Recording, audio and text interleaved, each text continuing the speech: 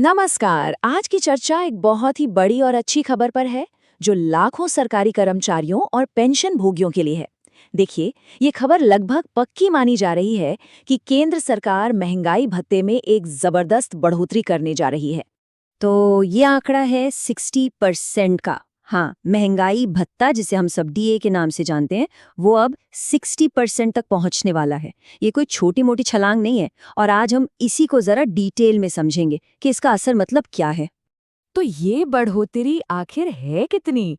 देखिए, अभी ये 58% पर है और यहाँ से ये सीधे 60% पर पहुंच जाएगा। मतलब पूरे 2% की एक अच्छी खासी बढ़त। और हाँ, ये लागू होगा जनवरी 2026 से। चलिए इस पूरी कहानी को ना स्टेप बाय स्टेप समझते हैं।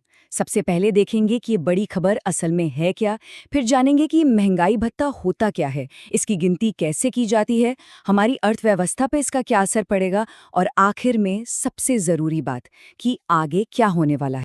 तो चलिए सबसे पहले और सबसे ज़रूरी सवाल से शुरू करते हैं। ये महंगाई भत्ता ये है क्या चीज़? अक्सर हम ये शब्द सुनते हैं, डीए और डीआर, लेकिन क्या हम सही में जानते हैं कि इनका मतलब क्या है? चलिए आज ये भी क्लियर कर लेते हैं। देखिए, बहुत ही सरल शब्दों में अगर कहें तो डीए और डीआर सरकार का एक तरीका है। किस लिए? कर्मचारियों और पेंशन भोगियों को बढ़ती महंगाई की मार से बचाने के लिए।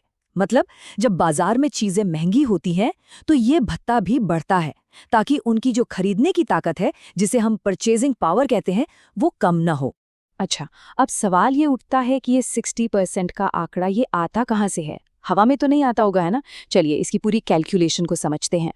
तो देखिए, इस पूरी गिनती का जो हीरो है वो है AICPIW। इसका पूरा नाम है अखिल भारतीय उपभोक्ता मूल्य सूचकांक, इंडस्ट्रियल वर्कर्स के लिए।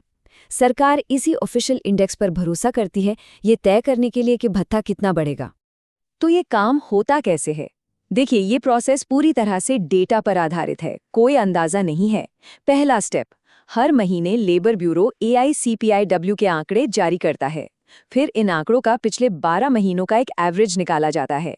अब इसी एवरेज को एक खास फॉर्मूले में डालकर डीए का प्रतिशत तय होता है और आखिर में सरकार इसे एक होल नंबर यानी पूर्णांक में घोषित कर देती है।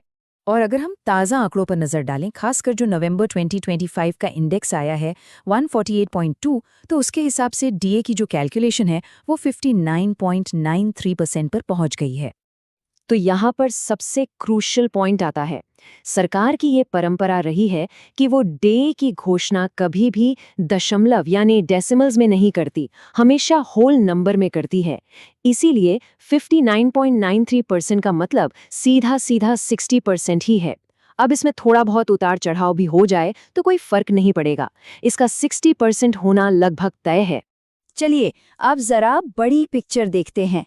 इस डीए बढ़ोतरी का हमारी पूरी अर्थव्यवस्था पर क्या असर पड़ेगा? क्योंकि देखिए, इसके कुछ फायदे भी हैं तो कुछ चुनौतियां भी हैं। देखिए, एक तरफ तो ये अच्छा है, जब लोगों के हाथ में ज्यादा पैसा आता है तो जाहिर है वो ज्यादा खर्च करते हैं। इससे बाजार में डिमांड बढ़ती है और इकोनॉमी को एक पुश मिलता है। लेकिन सिक्के का दूसरा पहलू भी है। इससे सरकारी खजाने पर दबाव बढ़ता है और जो हमारा फिस्कल डेफिसिट है यानी वित्तीय घाटा, उसके बढ़ने का भी खतरा रहता है।